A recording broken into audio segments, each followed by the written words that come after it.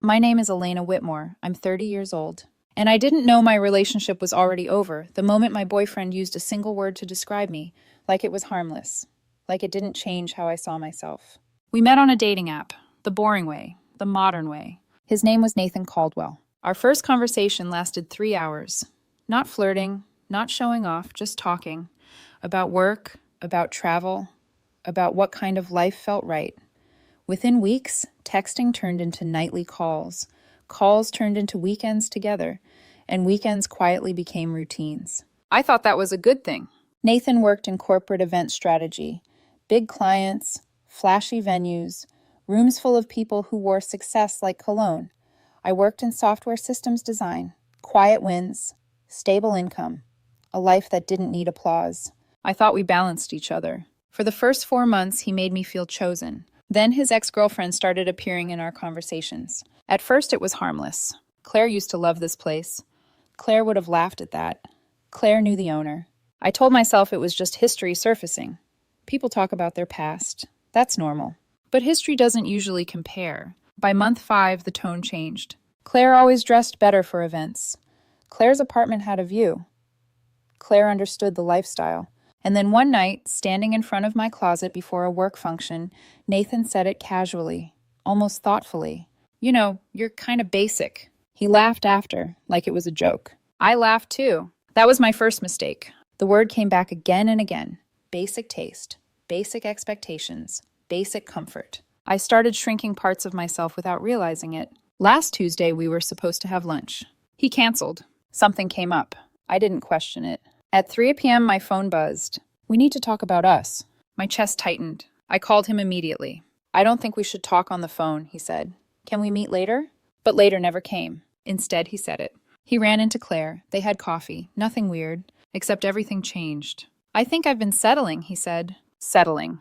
I want someone who matches my lifestyle, my ambition. I already knew what was coming. 20 minutes after we hung up, the text arrived.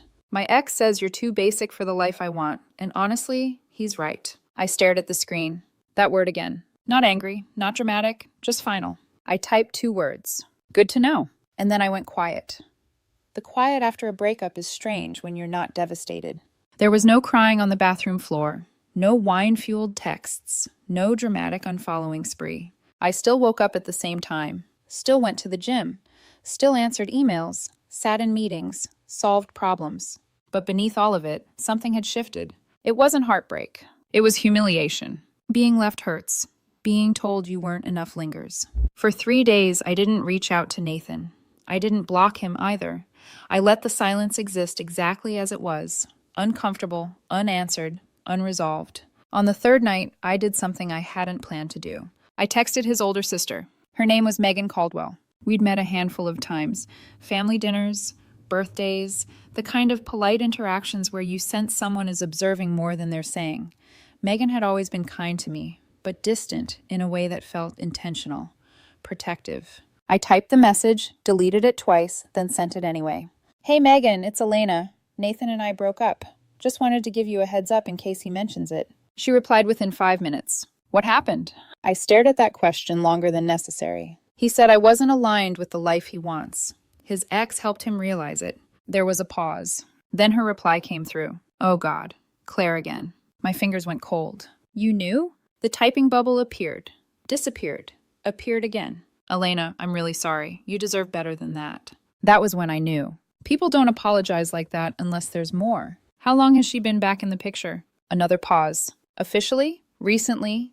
Unofficially? She never really left. I sat down on the edge of my bed. Megan told me everything. How Claire would text Nathan late at night, just to check in. How she'd show up at events he attended. How she'd always managed to be around. She kept him emotionally hooked, Megan said. Not enough to commit, just enough to make him compare. Compare. The word made my stomach twist. She's been doing this for years, Megan continued. Idealizing men who treat her badly. Dismissing the ones who actually show up. I thought about the designer suits. The Riverview apartment. The lifestyle. Did he ever meet her while we were together? I asked. I can't prove it, Megan admitted, but I'd bet on it. When the conversation ended, I didn't feel angry. I felt awake. For the first time since the breakup, I stopped wondering what I lacked. Because it wasn't about me. The next morning, I met Rachel Monroe for coffee. Rachel ran a boutique marketing consultancy. We'd known each other professionally for about a year. Industry mixers, occasional lunches, nothing romantic. Just two women navigating adjacent worlds. She smiled when she saw me. "You look calm," she said, which usually means something big happened. "Recently single," I replied. She winced. "Oof, what happened?" I gave her the short version. She didn't hesitate. "Claire Adler?" she asked. I blinked. "You know her?" "Unfortunately, and if Nathan left you for her, I'm sorry, but also, you dodged something." She leaned in.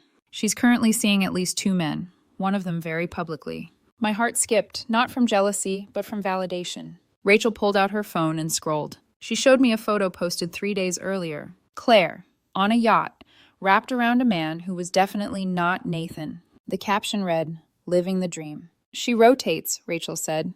"Keeps options warm. Lets men think they're special." I stared at the photo. An idea didn't explode into my head. It settled. "Rachel," I said slowly, "do you ever go to Arden Street Café?" She smiled. "Oh, this is about to be interesting, isn't it?" I smiled back for the first time in days. "Yes," I said. "It really is." Arden Street Café was Nathan's favorite place in the city. Not because the coffee was exceptional, it wasn't. Not because it was quiet, it never was. He liked it because it looked right. High ceilings, exposed brick, matte black fixtures, people who dress like success without needing to explain it. It was the kind of place where laptops were accessories and conversations were curated. Claire loved it too. She'd dragged me there so many times I could have walked in blindfolded and still found the corner table by the window, the one Nathan always insisted on. Rachel didn't need much convincing. "Saturday, around 2?" she asked. "That's when she usually shows up," I said. I didn't say why I knew that. I didn't need to. Saturday came faster than I expected. At 1:45 p.m., Rachel and I walked in together. We ordered drinks, sat at the window, leaned in close enough to look intentional without crossing a line. Rachel was good at this, warm, expressive, effortless. To anyone watching, we didn't look like coworkers or acquaintances. We looked like momentum. At 2:07 p.m., Claire walked in. She was with two friends, laughing loudly, already mid-story. I recognized her immediately. She hadn't changed much, still polished, still composed in that way that suggested confidence but required constant maintenance. She didn't see me at first. Then she did. I watched the exact moment it happened. Her eyes swept the room, landed on me, widened just enough to betray surprise. Then she saw Rachel touch my arm while laughing, saw me smile, openly, freely, without checking myself. Her expression flickered. Surprise, confusion, something like hurt. Then neutrality snapped into place like armor. She whispered something to her friends. All three of them looked over. I lifted my hand in a small wave. She didn't wave back. Instead, she walked toward our table. "Elena," she said, like my name was something she needed to test out loud. "Claire," I replied evenly. She glanced at Rachel. "Hi." Rachel smiled politely. "Hi." "How do you two know each other?" Claire asked. "We work in overlapping fields," Rachel said smoothly. "Grab coffee sometimes." Claire's eyes returned to me. "You moved on quickly," she said. I didn't flinch. "I didn't move on," I replied. "I went out for coffee." Her jaw tightened. "Can I talk to you?" she asked. I looked at Rachel. "Be right back," I said. Outside, the air felt sharper. "So," Claire said, crossing her arms. "Is this a thing now?" "No," I said calmly. "It's coffee." "That didn't look like coffee." "You broke up with me," I reminded her. "Why does it matter what it looks like?" She hesitated. "I didn't think you'd bounce back this fast." I studied her face. "Claire," I said quietly, "you told me I wasn't enough, that I was too basic for your life. You don't get to be surprised when I continue living mine." Her eyes shimmered. "This feels cruel," she said. I almost laughed. "Cruel would be me telling you that the man you left me for is currently posting yacht photos with another woman," I said. "But I'm not doing that." Her face drained of color. "What?" she whispered. I shrugged. "Check his Instagram, or don't. Either way, it's not my concern anymore." I turned and went back inside. Rachel raised an eyebrow. "Everything okay?" "Perfect," I said, taking my seat. Through the window, I watched Claire pull out her phone. Scroll. Freeze. Her friends leaned in. One of them put an arm around her. They left without ordering. I took a sip of my coffee. It tasted better than I remembered. That night, my phone rang. I let it ring. 10 minutes later, it rang again. I knew it was her without checking. Some instincts don't need confirmation. The third call came an hour later. I was folding laundry when I answered. Elena, Claire said, breathless. We need to talk. About what? I asked, already knowing. About yesterday, about Nathan, about everything.